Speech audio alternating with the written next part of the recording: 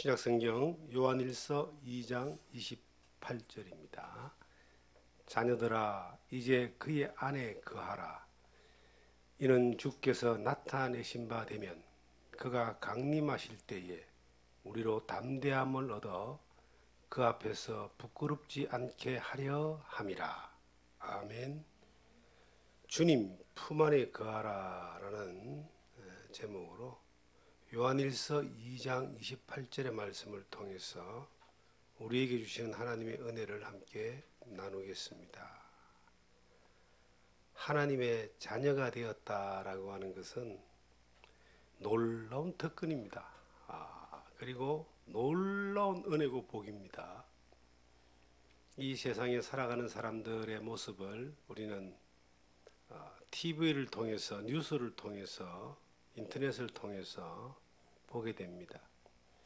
성공하는 사람도 있고, 건세를 누리는 사람도 있고, 실패하는 사람도 있고, 또 간간히 사람이 허무하고 절망해서 스스로 죽는 사람들도 있고, 또 망하는 사람들도 있고, 많은 사람들을 보게 되는데 정말 행복하다, 저 사람 참 행복하다, 부럽다 이렇게 보여지는 사람은 거의 없습니다. 왜 그럴까요? 그들에게 진정한 행복이 없기 때문입니다. 인간은 영적인 존재입니다. 이 땅에 잘 먹고 잘 산다고 해서 잠깐의 어떤 만족을 줄지 몰라도 영원한 만족을 줄 수 없고 진정한 행복을 누릴 수가 없습니다.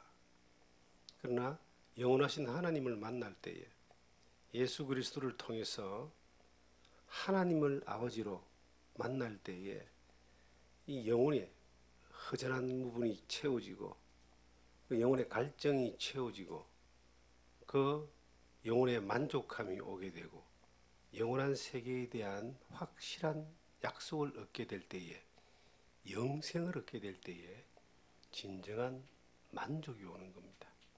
그것이 하나님의 자녀가 된 사람에게 오는 만족입니다. 행복입니다. 사람들은요, 이 땅에서 뭔가를 자기가 이루고 만들어서 행복할 수 있는 수준에 도달한다고 그렇게 생각을 하는데, 그렇게 해서 행복한 만족의 수준에 도달한 사람이 단 한 명도 없습니다. 가도 멀리 있는 무지개처럼 잡히지가 않고 더 잡으려고 하다가 안 되니까 인기를 얻고 권력을 얻고 물질을 얻어도 안 되니까 사람은 다른 쪽으로 이렇게 또 만족을 찾아가는데 그것이 죄를 통해서 죄악으로 가는 거예요. 육신의 정욕을 쫓아가고 더 많은 것들을 막 쫓아가는데 그 쫓아가는 자리에는 죄악을 생산하게 되고 괴로움만 더하게 되고 그리고 멸망으로 가게 되겠지요. 가끔 이렇게 세계적인 그 부호들을 봅니다. 부호. 우리가 세계에서 돈 제일 많은 사람 1위부터 뭐 10위 쭉 보잖아요. 그거 보면요, 전부 다 이혼을 했거나 거의 전부 다입니다.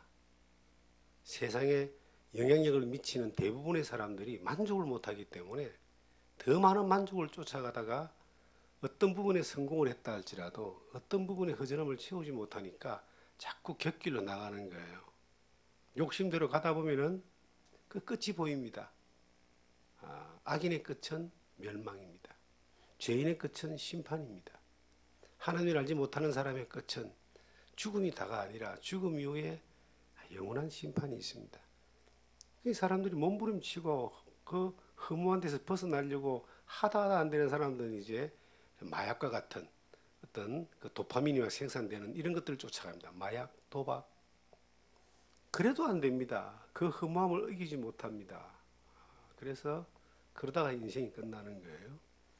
그런데 저는 제가 1980년도에 예수를 믿고 난 뒤에 죄 사함 받고 구원 받고 영생 얻어서 하나님의 자녀가 되고 난 이후에 하나님이 하시는 그 약속의 말씀, 진리의 말씀 안에 내가 너에게 영생을 주노니 영원히 멸망치 아니할터요.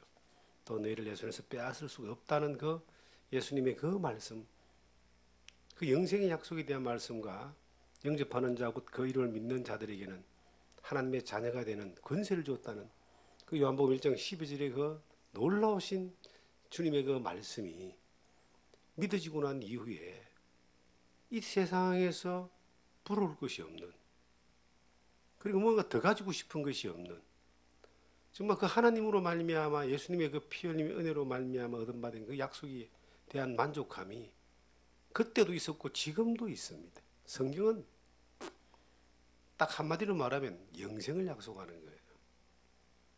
영원한 속죄도, 영원한 구원도, 영원한 천국도 영생이라는 겁니다. 영생. 예수 그리스도로부터 온 영생. 그 영생 안에 있는 사람과 영생 밖에 있는 사람은 이것은 비교할 수가 없는, 비교 불가합니다. 우리가 하나님의 은혜로 영생을 얻고 하나님의 자녀가 되었어요. 영원한 천국에 가는 사람이 되었습니다. 이 땅에 살면서 수많은 그 어려움도 있고 힘듦도 있고 유혹도 있고 고통도 있고 또 뭐 전력으로 뭔가 투자해서 뭔가를 이루는 것도 있고 많은 사람들과 똑같은 것들을 간다 할지라도 우리에게는 하나님으로부터는 하나님의 자녀됨에부터는 만족함이 있어요. 그것은 어느 순간에도 우리가 살아계신 하나님 앞에서 보호받고 인도를 받는다라고 하는 그러한 확신을 들게 만들고 어떤 환경 가운데서도 절망하지 않고 하나님을 의지하고 바라보고 나아갈 수 있는 소망을 만들어 주는 것입니다. 그런 하나님의 자녀가 된 나와 여러분들은 이 땅에 살면서 하나님이 하나님의 자녀로서의 인격을 가지고 하나님의 자녀로서의 교양을 가지고 하나님의 자녀로서의 삶을 살기를 하나님이 원한다는 것을 우리는 너무나 잘 알고 있습니다. 유럽이나 이런 곳에 가면은 귀족이라고 하는 그 무리들이 있습니다. 왕족 내지 귀족. 오랜 세월 유럽을 지배했던 그러한 사람들을 귀족이라 하는데 뭐 공작, 자작, 백작 뭐 이런 있잖아요. 근데 그 귀족의 자녀로 태어나면은 귀족의 교육을 받는다 그러잖아요. 그들이 귀족다움에 대한 교육을 받아서 귀족다움의 유산을 받는 것뿐만 아니라 거기에 따른 품위를 지키게 되고 행위를 하게 되고 행동을 하게 됩니다. 그리고 많은 사람들로 하여금 또 인정과 존경을 이래 받게 되죠. 우리는 하나님의 자녀로서 태어난 사람들입니다. 거듭난 사람들입니다. 그 자녀로서 살아가기에 누리는 약속에 대하여 받은 유산에 대하여 얼마나 큽니까? 저는 이 세상에 하나님 없이 사는 사람들이 제일 불쌍해요. 어떻게 할 바를 모르잖아요. 하나님 모르고 죽는 사람은 정말로 불쌍한 사람들입니다. 갈 바를 알지 못하는데 가보니까 지옥이다. 이게 얼마나 이게 기가 찰 노릇입니까? 평생을 고생하고 살다가 죽어서 안식에 들어가는 것이 아니라 죽어서 심판을 받고 지옥으로 가는 거예요. 이게 얼마나 기가 찰 노릇이에요. 그래서 이 사실을 알고 있는 우리들이 이 사실을 전해줄 수밖에 없습니다. 기회만 있다면 전해줘야 됩니다. 그런데 우리가 하나님의 자녀된 사람으로서 그들과 다른 그러한 미래가 있고 그들과 다른 삶이 있고 다른 복이 있는데 하나님은 우리에게 그들과 다른 삶을 살기를 원하는 거예요. 이 땅에 살면서 그들과 똑같이 살기를 원하지 않습니다. 요한복음 15장 보시면 나는 포도나무요 내 아버지는 농부라 그랬습니다. 그리고 말씀하시기를 저가 내 안에 내가 제 안에 있으면 이 사람은 과실을 많이 맺는다 그랬어요. 이 과실을 많이 맺게 하는 것이 우리가 이 땅에 사는 삶의 목적일 수도 있습니다. 그것이 내 과실이 아니라 포도나무 대신 주님의 과실이 나를 통해서 많이 맺을 수 있는 통로가 되는 것이 붙어있는 삶이 되는 것이 우리가 자녀다운 삶을 사는 최고의 비결입니다. 오늘 이 요한일서를 묵상하다가 한마디의 말씀에 저는 참 많은 생각을 하게 되었습니다. 예수 믿고 40년 정도가 지났으니까 성경을 뭐 얼마나 봤겠습니까? 근데 성경은 지금 봐도 깨달아지거든요. 지금 봐도 하나님이 또 말씀을 통해 주시거든요. 우리가 목사님들이 말씀을 전하기 위해서 복음을 전하기 위해서 설교를 하기 위해서 여러 가지 방법을 찾습니다. 신학적인 것들도 가져오고 또 책들도 보고 유명한 사람들에게 영향을 받고 여러 가지가 있지만은 저는 그 모든 것 뒤에 하나님 말씀만 보는 것이, 이 말씀 안에서 하나님이 성령으로 주시는 것이 너무 좋습니다.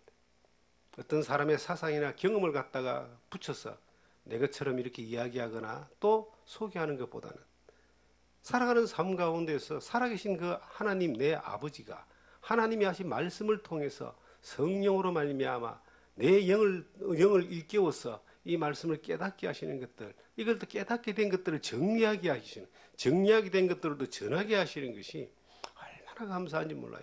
그럴 수 있는 자리에 있다는 것이 얼마나 감사한지 몰라요.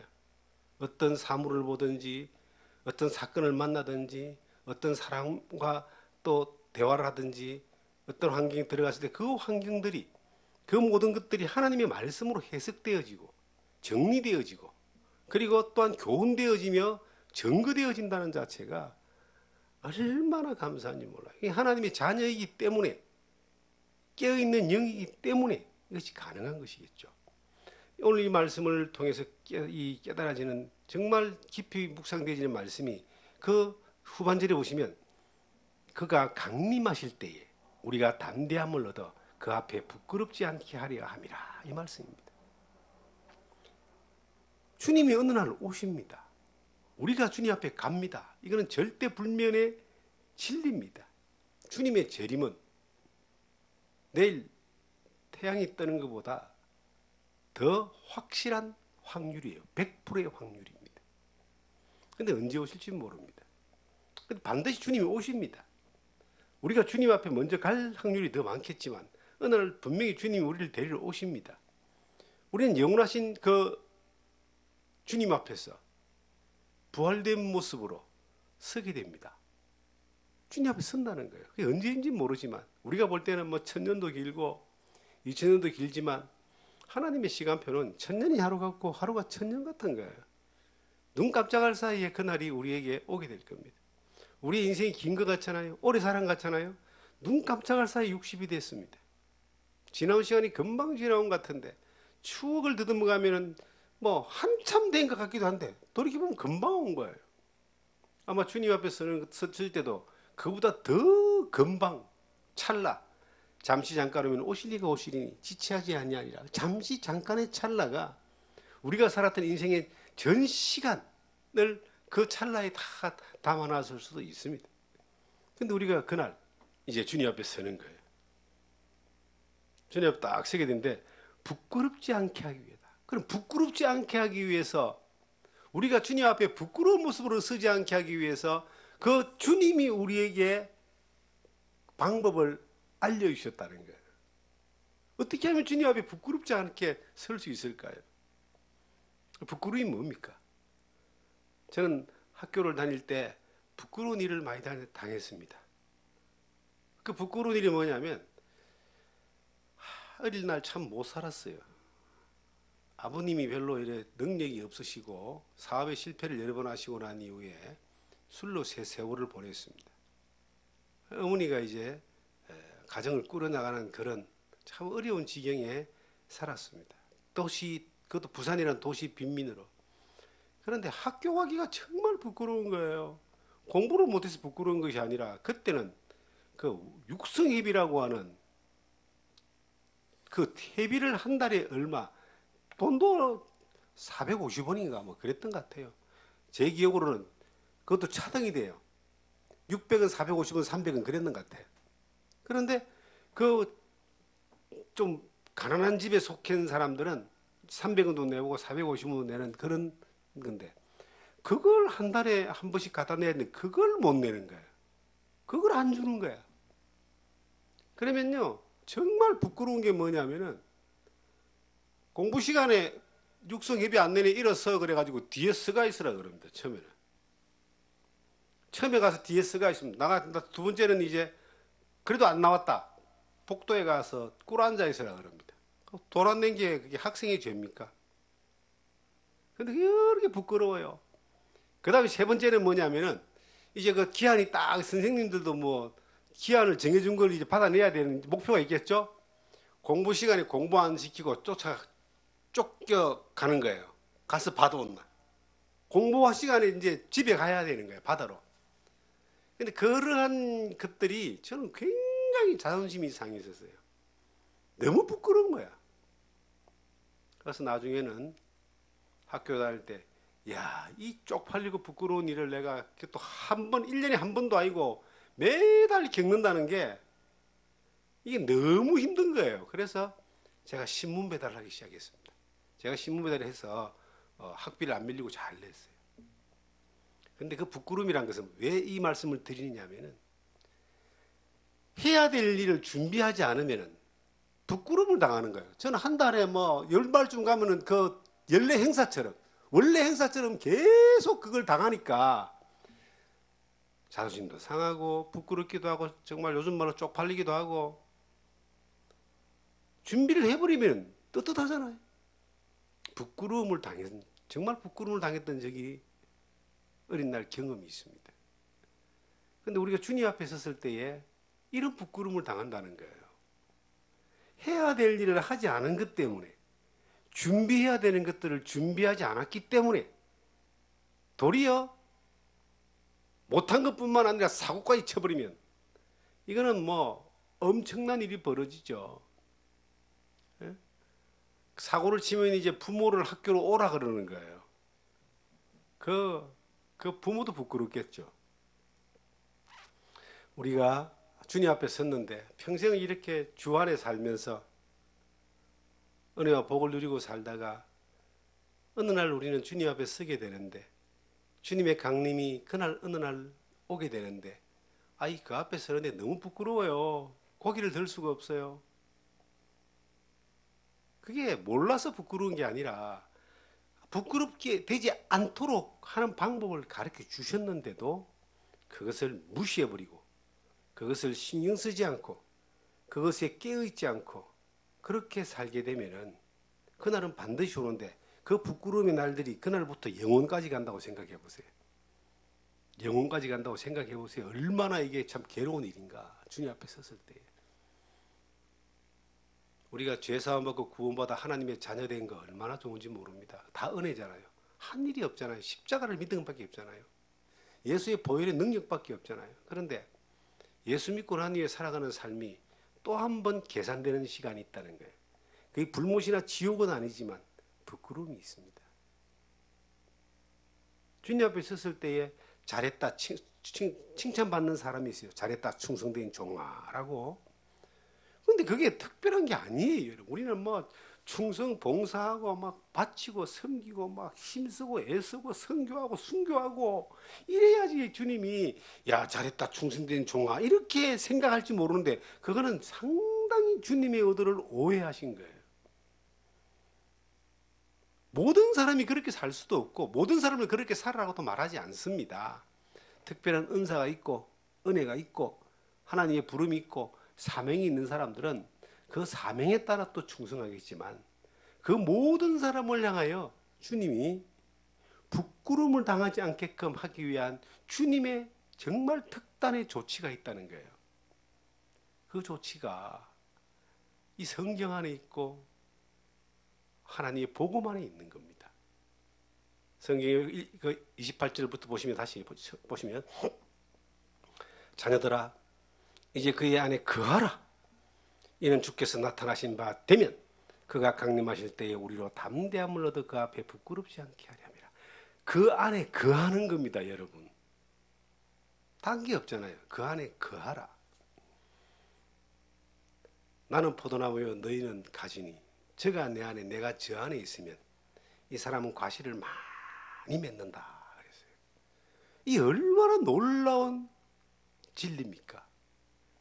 생명은 예수님만이 생명이에요. 예수님만이 생명인데 영생을 주시는 분이고 천국을 보장하시는 분인데 그래서 길이요 진리요 생명 되신 예수 그리스도를 이야기하잖아요. 그 예수님 안에 거하느냐 거하지 않느냐 그 차이가 이게 부끄러움을 당하느냐 당하지 않느냐의 차이입니다. 예수 안에 거한다는 말은 두 가지 의미가 있습니다.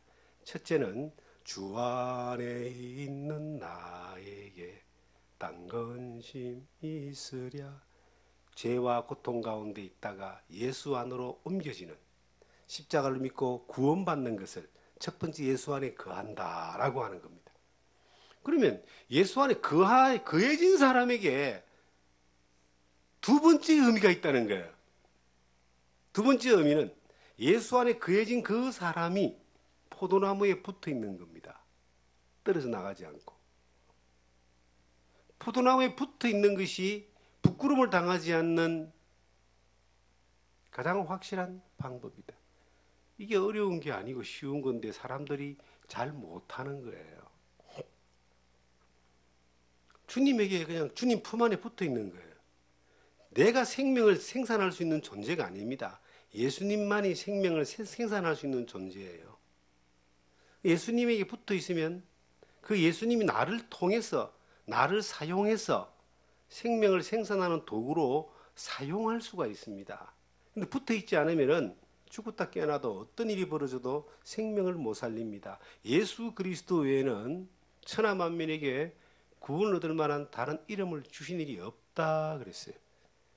길이 없어요. 어떤 또 어느 누구도 안 됩니다. 간혹 이렇게 정신 나간 사람이 한 번씩 나와요. 자기가 사람을 살리거나 구원하거나 인도할 수 있는 능력이 있는 사람이라고 해서 나오는 이상한 사람들이 있습니다. 이만희 같은 사람, 문선명 같은 사람, 우리 주변에 많이 있잖아요. 지가 무슨 생명을 주고 생명책에 이름을 올리는 그런 사람이라고 생각하는 이상한 사람들이 많은데, 그거 참 가소로운 사람들이에요. 곧 죽을 사람이고 곧 지옥 멸망하러 갈 사람들인데 사람들을 속이는 겁니다. 온갖 미사옥을 가지고 사람들을 속이는 거에 불과한 겁니다. 사기꾼들은요, 일반 사람들보다 훨씬 더 뛰어나고 훨씬 좋은 걸 가지고 훨씬 맛있는 미끼를 가지고 사람을 꼬시는 거예요. 많이 넘어가잖아요, 그렇게. 근데 종교사기, 영적 사기꾼들은 정말 악한 인간들입니다. 그런데요, 생명은 아무리 능력 있는 목사라 할지라도 자기가 생명을 줄 수 있는 존재가 못 돼요. 예수님 아니면 생명을 통과시킬 수 없는 존재라는 것을 알 때에 그 사람이 진정한 사역자가 되고 목회자가 되고 전도자가 되는 거예요. 그게 변하지 않고 오래가고 그 사항에 늘 머물러 있을 때에 교만은, 잘됐다고 교만하거나 뭐 잘났다고 거만해가지고 넘어지지 않는 그런 것을 유지할 수 있는 겁니다. 우리의 주인이 누구냐? 우리의 생명의 주인이 누구냐? 예수님입니다. 그 예수 안에 잘 거하는 거예요. 그러면 주님 오실 때에 부끄럽지 않는 겁니다. 아이고, 나는 열매 맺은 것이 없는데. 내가 맺은 열매가 없는 게 정상입니다, 여러분. 내 열매가 없는 게 정상이에요.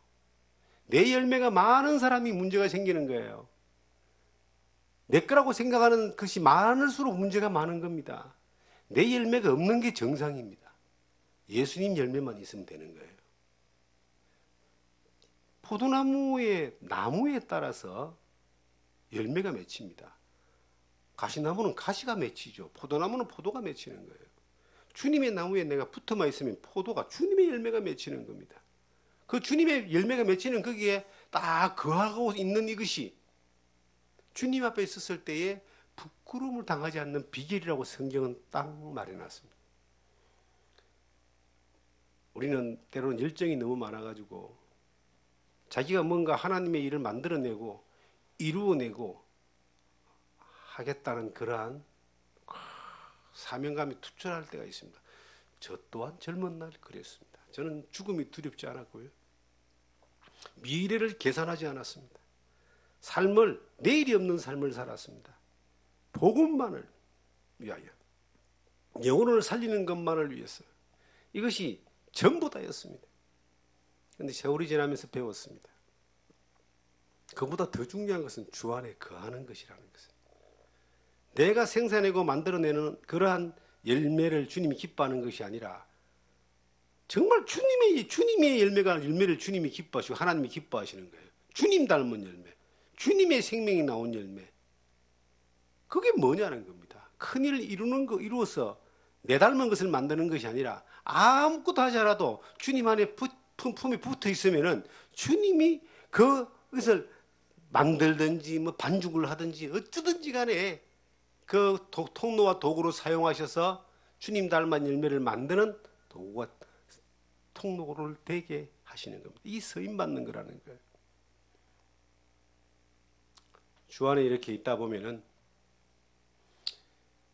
주 안에 거하는 게 도대체 뭡니까? 이렇게 또 물어보시는 분들이 계세요. 그래서 요한복음 15장에 정확하게 설명을 하고 있습니다.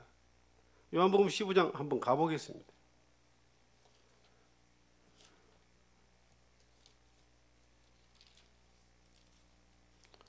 9절부터 한번 보겠습니다.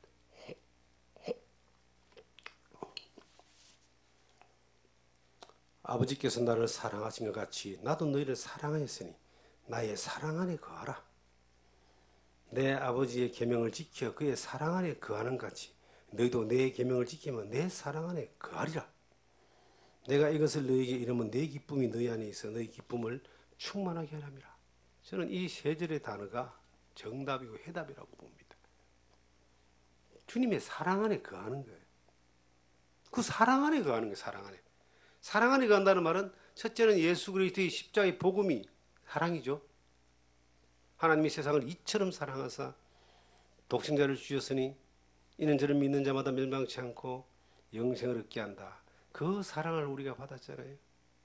그 사랑 안에 딱 들어와 있으면 그 다음 뭐라고 기록되어 있습니까?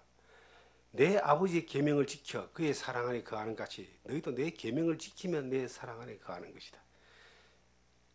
주님의 말씀을 지키는 것이 이제 주님의 사랑 안에 거하는 거예요. 이 지킨다는 말은 이걸 갖다가 보관해가 지키는 것이 아니라 이렇게 말씀하신 것을 주님이 말씀하신 것을 따라서 내가 순종하는 것을 이야기합니다. 주님의 말씀을 순종하는 거예요. 그게 주님을 사랑하는 겁니다. 주님의 말씀을 순종하는 게 그 사랑 안에 거하는 거예요. 주님의 말씀을 순종하는 거예요. 그러면 하나님이 열매를 맺게 하는 주님의 날에 섰을 때 우리가 부끄러움을 당하지 않게 하는 비결이다. 이게 어렵습니까? 이게 우리의 삶의 모습이 되고 우리의 체질이 되고 우리의 삶의 태도가 되면은 어렵지가 않습니다. 도리어 그것이 그렇게 살지 않는 것이 불편한 거예요. 사람들은 물어봅니다. 믿음으로 그래 사는 게 어렵지 않냐? 야, 그 어려운 환경 가운데 목회하는 것이 선교 전도한다는 게 어렵지 않냐? 저는 이런 질문을 평생에 살면서 많이 받았습니다. 왜 그렇게 사니라고 조롱과 도전도 많이 받았습니다. 그런데요, 사람들은 그게 어렵다고 생각하는 거예요. 이 산골짜기에서 이 이런 영혼에 복음을 전하고 또 주의 말씀으로 사람들을 도우고 회복시키고 하는 이것이 이게 어려운 도전이라고 생각하고 힘든 일이라고 생각을 하는 거예요. 자, 내 열매를 만들려고 하면은 이거는 어렵고 힘든 일이고 상식에 맞지 않는 일이고 잘못된 투자의 방식이고 삶의 방식입니다. 내 열매를 만들려고 하면 내 거, 내 닮은 거, 내가 원하는 거, 내가 바라는 거, 그 육신의 땅의 욕심 것들로 채우려고 하면은 이것은 상당히 잘못된 선택일 수 있습니다. 그런데요, 주님의 열매를 맺게 하는 그 주 안에 그저 거하는 것으로 주님의 말씀을 따라 순종하는 것으로 내가 주님을 사랑하고 주님을 주 안에 거하는 것의 모습으로 살아오면은 이거는 굉장히 잘한 선택이고 굉장히 잘한 삶의 투자고 하나님이 기뻐하시는 삶의 모습이 되는 겁니다. 우리가 이곳에서 몇몇 영혼에게 복음을 전해서 그들이 복음으로 말미암아 하나님의 사랑을 깨닫습니다. 그리고 이 산골짜기에 왔다 갔다 할 수 없는 상황이니까 또 자기들이 사는 곳에 가서 신앙생활 하도록 도와줍니다. 그런 분들이 참 많이도 있었죠. 근데 그것이 주님 편에서 볼 때는 이게 얼마나 기쁠까요? 한 영혼이 천하보다 귀하다고 하는데 간간히 하나님이 이 예루살렘에서 이디오피아로 올라가는 그 마차 안에서 내려가는 마차죠. 내려가는 마차 안에서 그 이디오피아 내시, 국군을 맡은 내시가 이사 성경을 보고 이 도대체 무슨 말씀인가 하고 마음에 평안이 없이 찾을 때에 성령이 빌립을 불렀어요. 이 하나님의 말씀을 전하기 위해서, 예수 그리스도의 복음을 전하기 위해서 그가 예수를 믿게 되고 세례를 받게 되고 내려가는 내용이 사도행전에 나옵니다. 성령이 진리를 찾고자 하는 사람을 보낼 수 있는 교회, 정말 성령이 진리를 찾고자 하는 사람에게 보낼 수 있는 그런 사람으로 우리가 성령 안에 준비되어 있으면, 그렇게 주 안에서 살아가면 주님이 어떤 때는 필요할 때는 사람을 보내주셔서 이 복음을 듣게 하고, 어떤 때는 가서 복음을 전하게 하고, 항상 주 안에 그냥 머물러 있으니까, 포도나무에 그 주님 대신 그 앞에 머물러 있으면 농부 대신 주님이 최상의 열매를 맺을 수 있는 방법으로 이것을 갖고 나간다라고 하는 겁니다. 그걸 저는 믿습니다. 사람들은 그렇게 이야기합니다. 야, 이곳에서 뭘 먹고 사는지 모르겠다고. 그런데 참 신기하다고. 어떻게 그렇게 풍요롭게 평화롭게 그렇게 부자로 사냐고. 나는 내가 부자는 아닌데 사람들은 나를 보고 부자라 그래요. 부자처럼 보이나 봐요. 일단 생긴 것이 그렇게 초라하게 안 보이는 것 같아요. 그런데 정말 저는 그 말이 맞다고 이야기합니다. 내 아버지가 하나님인데, 이곳에 보내신 분이 주님이신데, 함께하는 분이 성령이신데, 그 안에 그냥 붙어 있는 것만으로 엄청난 은혜를 누리고 산다는 거예요. 이게 힘들고 세상의 기준과 또한 합리적인 기준으로 볼 때 이것이 조금 안 맞는 것 같은 그러한 것일지 모르지만, 여기에서 주 안에 거하는 그 주님의 이끄신가 말씀에 순종하는 모습으로 그 안에 거하고 있는 것만으로 하나님이 역사하는 것들을 보게 되니까 이 얼마나 큰 은혜고 얼마나 큰 행복이고 얼마나 큰 가치냐는 겁니다. 누군가를 도울 수 있잖아요. 상처받은 사람을 도울 수 있고, 죽어가는 사람을 살릴 수 있고, 영혼을 구원할 수 있고, 힘든 사람을 회복시킬 수 있고, 그래서 여기서 뭔가를 하는 것이 몸을 움직여야 되고, 여러 가지 어떤 보이지 않는 것을 향하여 나아가는 어떤 그런 것들이 있지만은, 그럼에도 불구하고 전 늘 그렇게 이야기합니다. 전 저희 사모하고 자주 그런 교제를 나누는데, 이야, 우리만큼 행복한 사람이 별로 없는 것 같더라. 우리가 왜 그런지 모르겠다. 이것이 평안이 있고 기쁨이 있고 이런 일을 하게 하신 하나님 앞에 얼마나 감사한지 모르는 거예요. 내가 내 열매를 만들기 위해서 뭔가를 이루는 것은 없지만은 주님의 열매라고 하는, 주님 안에 거하는 것만으로 사는 것으로 인하여 하나님이 필요한 때에 필요한 것으로 공급하시고 인도하시고 만나게 하시고 전하게 하시고 역사를 나타나게 하고 하나님의 영광을 위해서 일어난 일들에 대하여 그렇게 만들어가는 것들을 날마다 보는 거예요. 그러니까 야, 정말 이 인생의 최고의 삶을 사는구나. 이렇게 좋은 삶을 살게 하신 하나님이 얼마나 감사한지 모르는 거예요. 남들은 나를 걱정하는데 나는 걱정이 없다는 거예요. 남들은 신기하게 생각하면서 이상하다 하는데 나는 해답을 알고 있다는 거예요. 우리는 해답을 알고 있다는 거예요. 조금 불편한 일들이 올 수 있지만, 혹은 조금 답답하게 보이는 일들이 있을 수 있어요. 금방 안 되는 수도 있잖아요. 그러면 기다려야죠.